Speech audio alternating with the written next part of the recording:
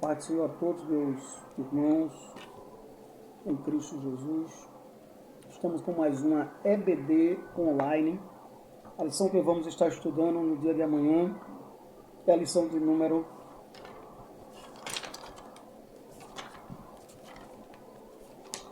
7. Amanhã é o dia 18 de maio de 2025 e a lição tem por título Eu sou a ressurreição e a vida.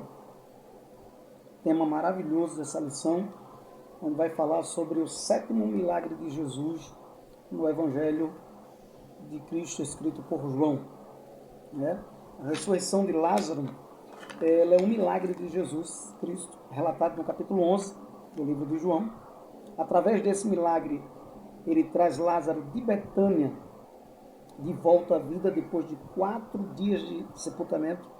Este pode ser considerado também um milagre essencial na vida de Jesus, pois ele inicia uma sequência de eventos que o levará à crucificação. Na introdução dessa lição, queridos irmãos, o textual, melhor dizendo, dessa lição, nos diz assim: Disse-lhe Jesus, eu sou a ressurreição e a vida. Aquele que crer em mim, ainda que esteja morto, viverá. João capítulo 11 e o versículo número 25. A verdade prática ainda nos diz assim: o Senhor Jesus Cristo é a ressurreição e a vida. E por essa razão temos a garantia de que um dia teremos um corpo glorioso como o dele. Veja bem, a introdução nos diz assim da lição: o encontro de Jesus com Marta, ao chegar a Betânia, revela aspectos especiais que poderão edificar a nossa vida espiritual. Com certeza, por meio do estudo da Palavra de Deus, nesta lição, iremos refletir sobre o propósito de Jesus ao realizar o milagre da ressurreição. Queridos, iremos também nos aprofundar no diálogo entre Jesus e Marta sobre a ressurreição do seu irmão e vamos examinar a doutrina fundamental da ressurreição do corpo, tal como é ensinada por Jesus em todo o Novo Testamento. Escute bem, o primeiro tópico da lição, ele nos diz o propósito de Jesus, recebimento, segundo primeiro subtópico, da notícia sobre Lázaro. É interessante porque Jesus recebe a notícia sobre Lázaro, não é isso? E ele está a uma distância do lugar onde Lázaro está enfermo. E o interessante de tudo isso é que quando Jesus ouve, que Lázaro estava doente, ele disse assim: esta enfermidade não é para a morte, mas para a glória de Deus. Ela disse tudo. Essa enfermidade não é para a morte, mas para a glória de Deus, para que o Filho de Deus seja glorificado por ela. Se formos observar, meus irmãos, Jesus já tinha feito extraordinários milagres, grandiosos milagres, inclusive milagres de ressurreição, mas nunca quanto essa aqui. Nenhuma como essa aqui, tá bom? Na verdade, esta passagem bíblica tem muito a ensinar sobre a pessoa e o poder de Cristo acerca da fé cristã. Veja bem, o evangelista João ele destacou o motivo de ter escolhido e narrado os 7 milagres operados por Cristo, que ele chama de sinais. Estes, porém, foram escritos para que creiais que Jesus é o Cristo, o Filho de Deus, e para que, crendo, tenhas vida em seu nome. João 20 e 31. Para se analisar a narrativa da ressurreição de Lázaro, irmão de Marta e Maria, jamais se pode perder de vista o objetivo do escritor do Evangelho, Lázaro era irmão de Marta e Maria e ficou enfermo. E nessa continuidade aqui do primeiro tópico, vai dizer assim, que Jesus já tinha ressuscitado o filho da viúva de Naim e o filho de Jairo, a filha de Jairo, melhor dizendo, Marcos 5, 22. Mas o milagre da ressurreição de Lázaro é o que estamos abordando aqui nessa lição. Este é o último dos 7 sinais. E como eu já falei, encontrado no Evangelho, que representa a manifestação final de Jesus como Filho de Deus antes da crucificação, porque dele foi desencadeando todas as outras questões. Uma outra questão interessante que é bom a gente lembrar, que Lázaro de Betânia, ele é um personagem bíblico, descrito como um amigo de Jesus e irmão de Marta e Maria, e seu nome em língua grega, usado por João ao escrever seu evangelho, provavelmente corresponde ao hebraico da palavra Eleazar, que significa literalmente Deus ajudou. Que coisa maravilhosa, não é isso? Deus literalmente ajudou. Outra coisa que é bom a gente lembrar aqui, que o capítulo 11 ele liga-se ao contexto do capítulo 10, tá? Em que Jesus se afasta de Jerusalém após uma tentativa de prisão e se dirige para além do Jordão, conforme João 10, 40 e 42, que a gente estudou na lição anterior. Ao ser informado sobre a doença de Lázaro, Jesus estava já a leste do Jordão e levaria alguns dias até chegar a Betânia, onde encontrou Lázaro morto há 4 dias. Detalhe, o desapontamento de Maria, né? A gente vai ver aqui e Marta, que no versículo 3 expressa a esperança de Maria, né? E de Marta em relação à chegada de Jesus para ajudá-lo, né? Devido ao carinho e amizade que nosso Senhor tinha pela família de Betânia, pois ele os amava. O texto deixa bem claro que ele os amava. Eles desejavam ardentemente que Jesus chegasse rapidamente. Veja bem, na ótica humana, a gente vai ver aqui, na ótica humana, para a questão humana de Marta e Maria, Jesus demorou, se atrasou, chegou atrasado. Mas na ótica divina, Jesus chega na hora certa, no momento exato. Tem um certo escritor, que eu não me lembro o nome agora, de um livro que eu li, que ele disse que se Jesus chegasse e curasse Lázaro, não teríamos o versículo de maior esperança que a igreja tem e está na placa de todos ali quando vai ser feito o culto fúnebre. Eu sou a ressurreição e a vida. João 11, 25. Aquele que crê em mim, ainda que esteja morto, viverá. Não teríamos esse versículo na Bíblia. Já pensou, amados? Se não tivéssemos esse versículo na Bíblia, teríamos que colocar nossa esperança em outros textos, obviamente, de ressurreição, mas não teria esse, com o próprio Senhor Jesus dizendo que é a ressurreição, que é a vida, e provando literalmente daquela forma com Lázaro. E eu vou explicar por quê. Vamos lá. Ele chegou a Betânia no momento certo, ainda que após o sepultamento de Lázaro. Agora veja bem, quem é que é chamado para visitar alguém que está doente, principalmente quando a intenção de quem convidou é que ele traga a cura e espera a pessoa morrer para chegar? Ninguém. Normalmente a gente corre para falar pelo menos pela última vez com aquela pessoa, com aquele ente querido, com aquela pessoa que a gente ama. Mas com Jesus a coisa é diferente, né? Terceiro subtópico, o tempo divino. Maria e Marta acreditavam que se Jesus estivesse em Betânia, ele poderia realizar um milagre na vida de Lázaro, o milagre da cura, né? Ou a cura divina, que seria diferente do milagre da ressurreição. Elas tinham plena consciência de que nosso Senhor é o Filho de Deus. Elas disseram, elas afirmaram isso. No entanto, os planos do Pai não coincidiam com os delas. Apesar da desilusão e da tristeza, Maria e Marta iriam vivenciar uma experiência extraordinária, né? De espera, que envolveria a perda de um ente querido. É difícil, é complicado, é duro, é doloroso. A ausência temporária de Jesus é complicado, é terrível, é difícil, é doloroso. E a chegada aparentemente tardia de Jesus é difícil, é terrível e é doloroso. Mas tudo isso tem um propósito. Tudo tem um propósito, né? Glória a Deus por isso. Contudo, Jesus Cristo estava prestes a realizar um magnífico milagre que glorificaria a Deus e traria consolo à amada família de Betânia. Com certeza, aqui sim houve um consolo. Porque ninguém tem como consolar ninguém quando perde alguém muito querido que a gente ama demais. A não ser trazendo novamente a vida. E Jesus fez isso. Ele é maravilhoso. Então, o encontro de Marta com Jesus. O encontro do versículo 20 descreve um momento em que Marta se encontra com Jesus. Assim que soube que o Senhor estava na cidade, a irmã de Maria dirigiu-se ao encontro dele e ao vê-lo expressou a sua convicção de que se o mestre estivesse presente quando ainda estava doente, o seu irmão não teria falecido. Jesus afirmou, ele há de ressuscitar. Versículo 23. Embora Marta acreditasse que Jesus poderia realizar um milagre extraordinário, ela não percebeu que Jesus estava falando daquele momento, daquela hora exata, daquela situação. Na realidade, viver entre a promessa do Senhor, né? Jesus e as circunstâncias da vida é um grande desafio para a fé. É um grande desafio para nós, para mim, para você.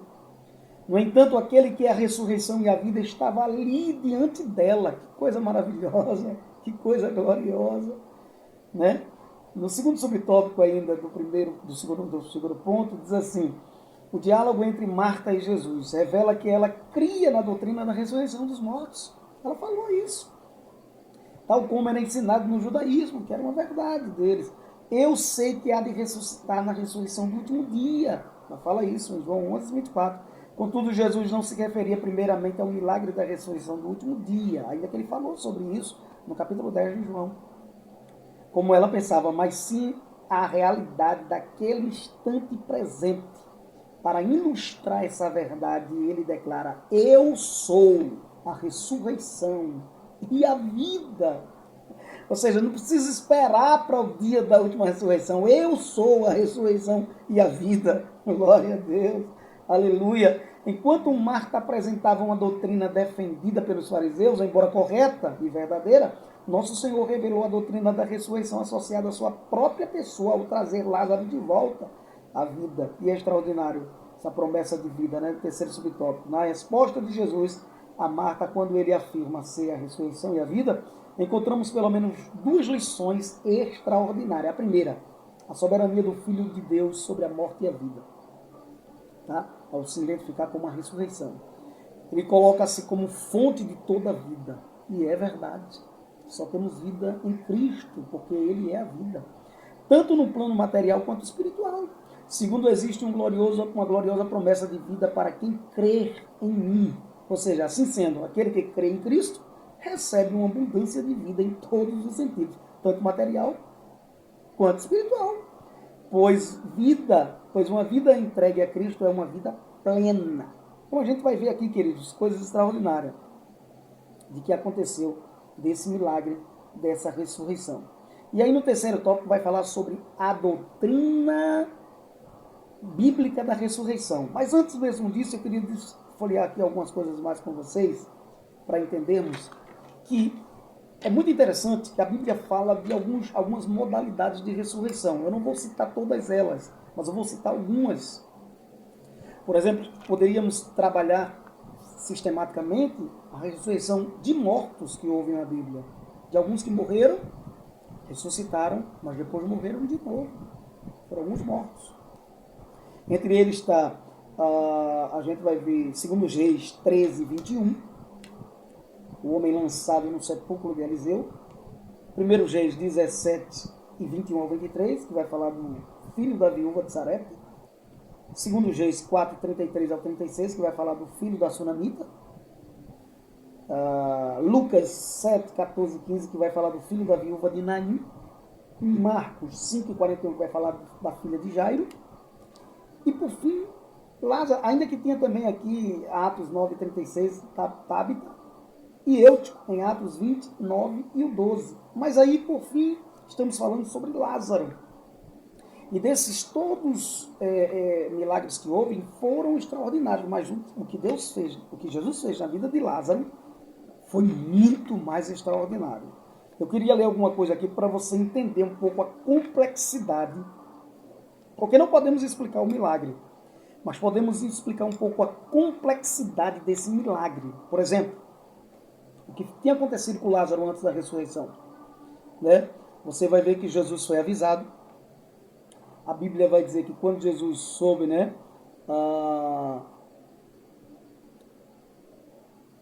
Se a gente observar aqui que o evangelista destaca que Jesus amava os três irmãos e ao ouvir acerca da enfermidade de Lázaro, Jesus ainda permaneceu com os discípulos onde estava por 2 dias. Veja bem, por que esta demora, né? Não poderia Jesus ter ido imediatamente para Betânia? Mas aí não haveria ressurreição, não haveria uma cura. Já que realmente amava esses irmãos, Basicamente é certo que Jesus planejou que fosse assim, porque podemos dizer isso. Notemos o relato registrado em João capítulo 11, quando Lázaro, amigo de Jesus que morava em Betânia, ficou gravemente doente.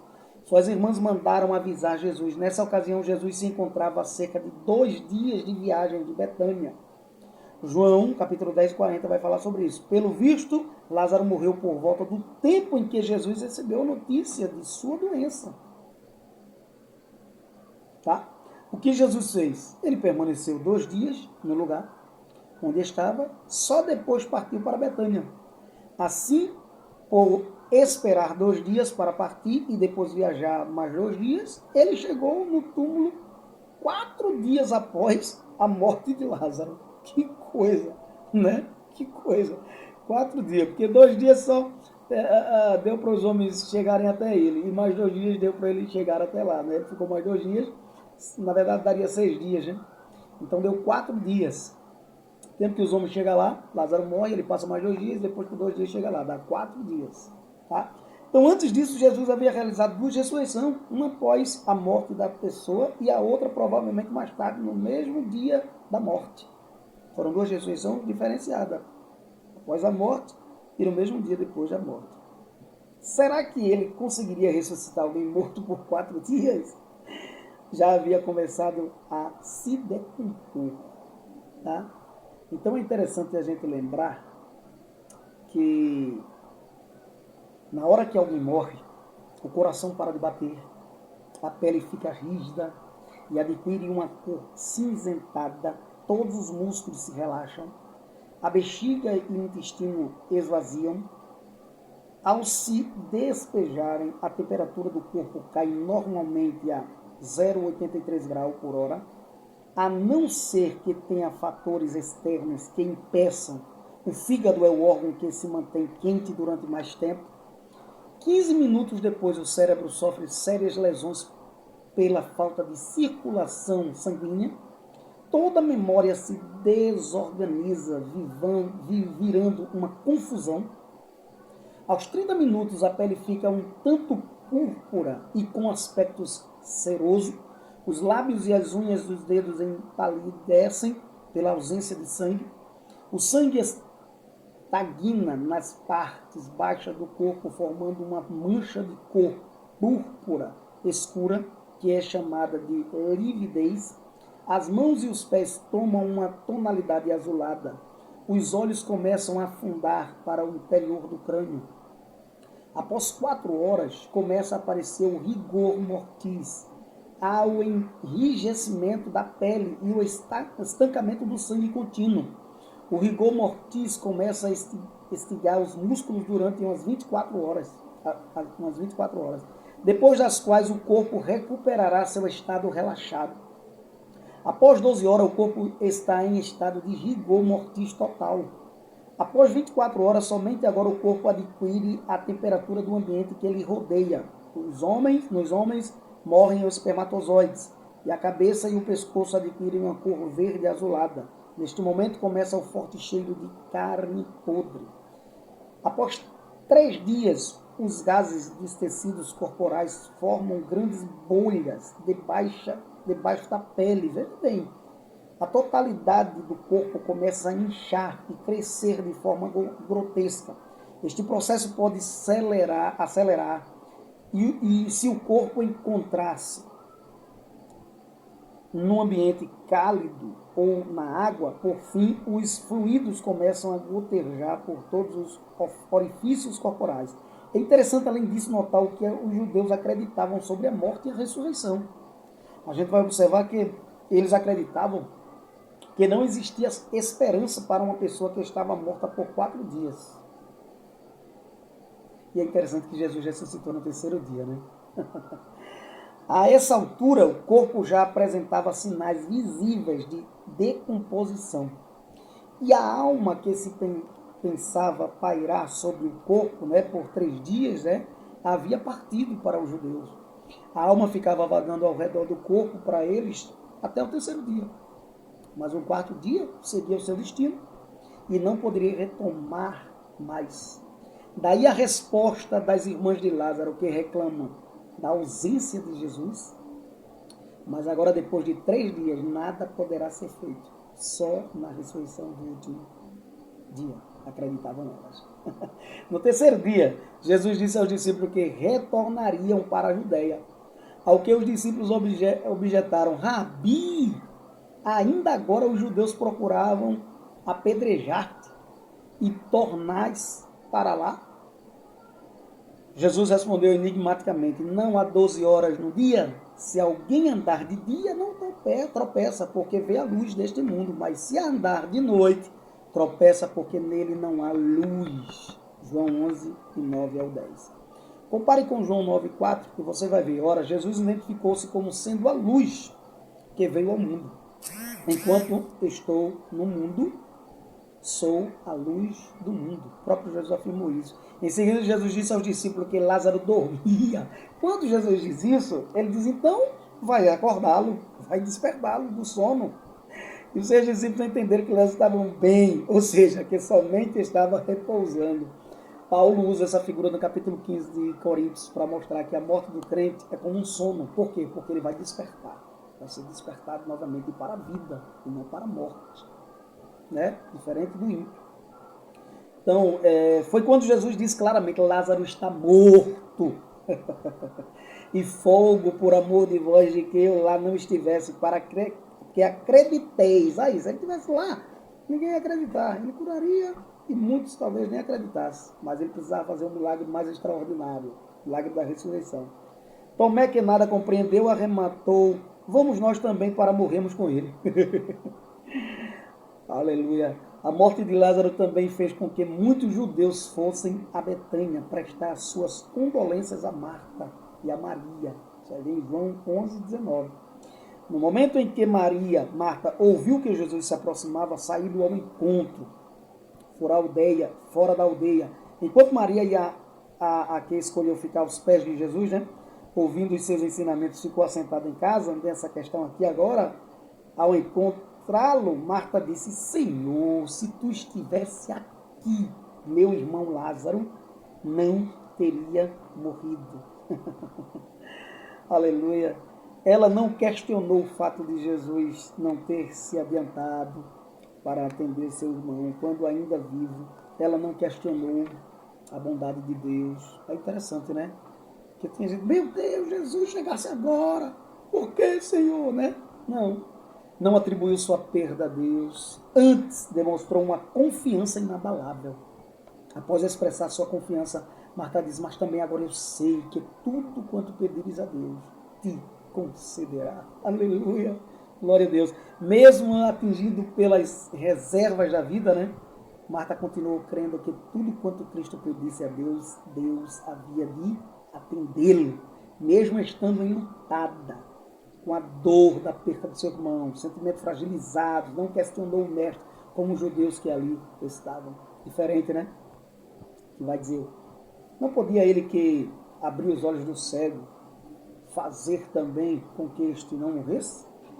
Diante das declarações de Marta, Jesus disse: teu irmão há de ressuscitar. Glória a Deus. Pois faz uma nova confissão: eu sei que há de ressuscitar, ela diz, na ressurreição do último dia.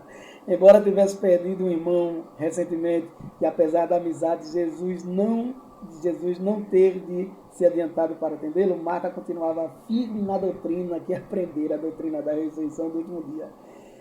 Se a gente verificasse que Marta era uma pessoa resignada, conhecia o ciclo natural da natureza, mas que o seu irmão havia de ressuscitar no dia determinado. Foi quando Jesus fez uma declaração, né, acerca de si mesmo. Ele disse: eu sou a ressurreição e a vida. Aleluia, glória a Deus. Aquele que crê em mim, ainda que esteja morto, verá. Marta, diante da declaração de Jesus, confessou: sim, Senhor, eu creio que tu és o Cristo, o Filho de Deus, que havia de vir ao mundo. É maravilhoso esse diálogo de Marta com Jesus e depois de Maria. Ele vai dizer: Marta não disse crer na ressurreição do seu irmão Lázaro. Ele não disse crer no sobrenatural, né? Marta não disse crer na ressurreição do seu irmão Lázaro, né? Ela não disse crer no sobrenatural. Também não disse crer em milagres ou no impossível, diante do autor da vida, da luz que veio ao mundo. Marta confessou que cria em Jesus de Nazaré, como Cristo prometido das Escrituras. Marta não estava à espera de um milagre naquele momento. O que Marta esperava já havia alcançado. Sim, Senhor, eu creio que Tu és o Cristo, Filho de Deus, que havia de vir ao mundo. O que os profetas davam por certo em seus oráculos, né? E que muitos aguardavam. Marta havia contemplado e por isso confessou que Jesus era o Filho de Deus que havia de vir ao mundo. Isso é uma declaração maravilhosa. E a gente vai observar que Marta conduziu Maria a Jesus, né? Quando esta o viu, caiu também de joelhos aos pés, exclamando: se apenas estivesse aqui, meu irmão Lázaro não teria morrido. E quando Jesus viu com todos estavam pesarosos, né? A causa da morte de Lázaro, sua alma encheu-se de compaixão. A Bíblia diz que ele sentiu de íntima compaixão, sentiu uma dor das entranhas acerca dele. E o texto vai dizer que Jesus, ele, nesse momento, todos eles prostraram-se de pé, né? Diante do túmulo da família, uma pequena caverna. É bom a gente lembrar que eles no Oriente Médio não são como nós, que enterra com esquife, né, com um caixão a pessoa, mas ele enterra a pessoa com lençóis ou ataduras em uma caverna. A gente vai observar aqui que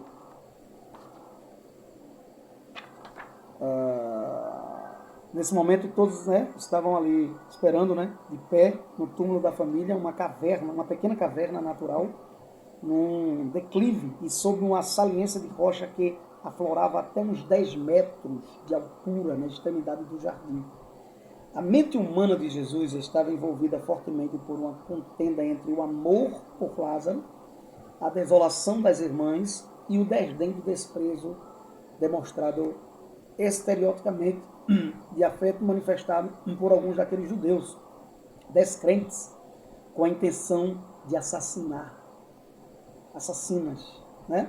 Jesus ressentia-se com indignação da exibição externa forçada de luto por Lázaro, da parte de alguns daqueles que se declaravam amigos, porquanto esse falso sentimento estava vinculado nos corações deles. A inimizade bastante amarga que mantinha para com o próprio Jesus.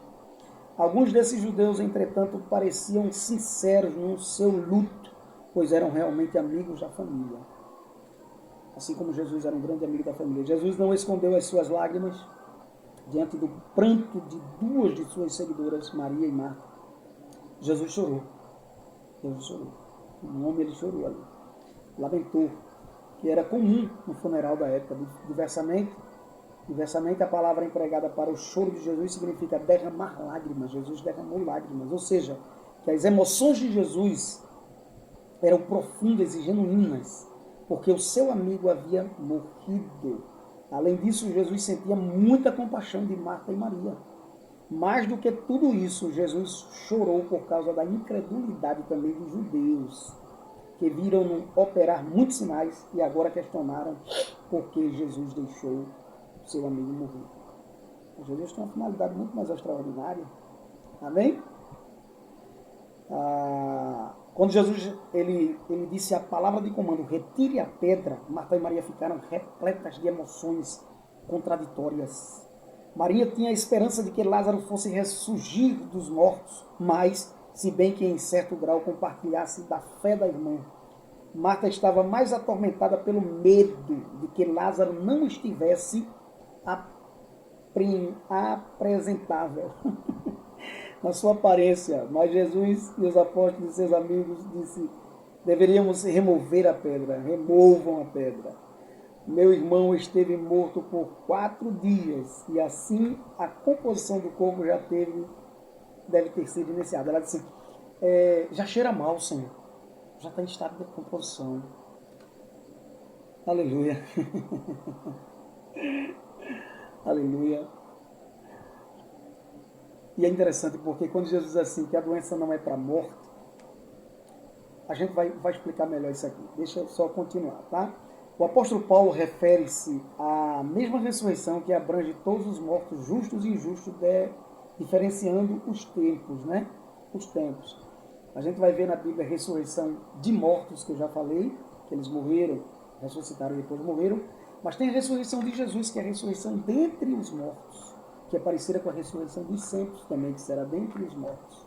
Ele ressuscitou como primogênito, conforme em Colossenses 1,18, primogênito dos que dormem, de uma vez por todas, para mais nunca morrer, como modelo do que acontecerá com a igreja. Mas tem também a ressurreição do último dia, e tem a ressurreição também dos justos e dos ímpios. A última ressurreição, tá? Lá Daniel vai falar sobre isso também, dessa ressurreição dos justos e dos ímpios, uns para a vida eterna e outros para a condenação eterna, que se dará provavelmente depois do período do milênio, tá bom? Sem falar da ressurreição lá dos mártires, final da grande tribulação, tá bom?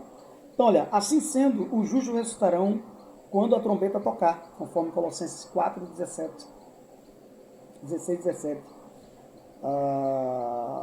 Para o arrebatamento da igreja, os mortos voltarão à vida e seus corpos serão gloriosamente transformados junto com o justo.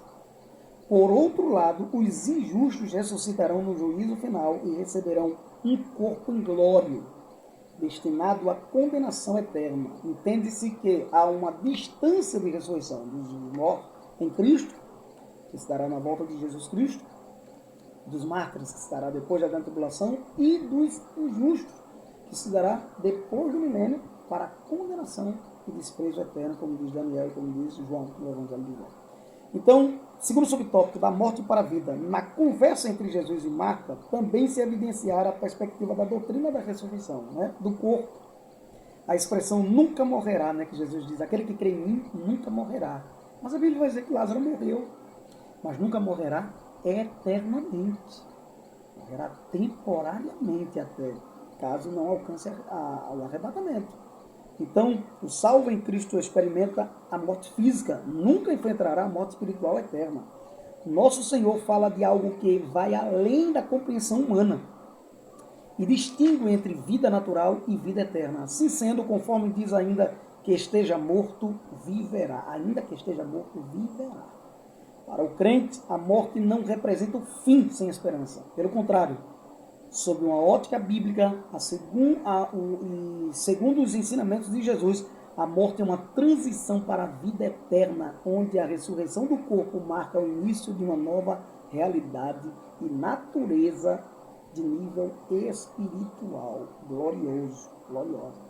Terceiro subtópico, uma viva esperança. O relato sobre a ressurreição de Lázaro demonstra como Jesus Cristo abordou o tema da morte de entes queridos. Ele sentiu compaixão, chorou, manifestou preocupação, porque sabia das dores causadas pela morte. É terrível mesmo, é terrível. Contudo, ao declarar sobre Lázaro, Lázaro vem para fora, nosso Senhor revela aquilo que o Deus Todo-Poderoso realizará na vida de todos aqueles que morreram em Cristo Jesus. Amém? Ao ressuscitar, Lázaro, ele evidencia concretamente que também ressuscitará dentre os mortos aquele que foram salvos. Esta é a nossa viva e maior esperança. Não existe maior esperança do que essa. Né? É interessante que quando Jesus diz Lázaro vem para fora, ele sai daquele túmulo e ele está atado. E ele sai, não sei como ele saiu daquele túmulo, se ele saiu pulando, né? Alguém, não sei. Eu sei que ele foi posto fora, foram tiradas a pedra. E as pessoas ficaram tão perplexas que não foram lá desatar Lázaro. Lázaro ficou atado com panos, com faixas, né? E ele diz, desatai-o e deixai-o ir. E a Bíblia diz que muitos creram nele e houve festa no céu por vários pecadores que se arrependeram, enquanto outros procuravam condená-lo, crucificá-lo, matá-lo. Mas que Deus os abençoe, que Deus os guarde, que Deus os livre de todo mal, de que confiamos crendo nessa doutrina maravilhosa que é a doutrina da ressurreição. Aleluia, glória a Deus. Aleluia, glória a Deus. Conclusão. Esta lição explorou o diálogo entre Jesus e Marta, onde se manifestaram as dúvidas da irmã de Maria, juntamente com as questões referentes à doutrina da ressurreição do corpo. O milagre realizado na ressurreição de Lázaro ilustra uma verdade muito mais ampla e profunda Haverá um tempo em que aqueles que morreram em Cristo ressuscitarão e terão seus corpos gloriosamente transformados. Esta doutrina pode ser ilustrada por meio de episódios da ressurreição de Lázaro. Que Deus os abençoe, que Deus os ajude, que Deus nos dê uma boa aula em nome de Jesus. O importante é que eu diminua e que ele cresça. E lembre-se, só entre algum recinto se Cristo entrar com você. E só converse algo se ele puder participar. Pai, te louvamos por essa aula maravilhosa. Abre a mente de cada aluno, de cada professor, para que tenha uma boa aula amanhã. Em nome de Jesus, que a graça do nosso Senhor e Salvador Jesus Cristo, o amor de Deus e a comunhão do Espírito Santo seja com todos agora e sempre. Todos dizem amém. Até a próxima.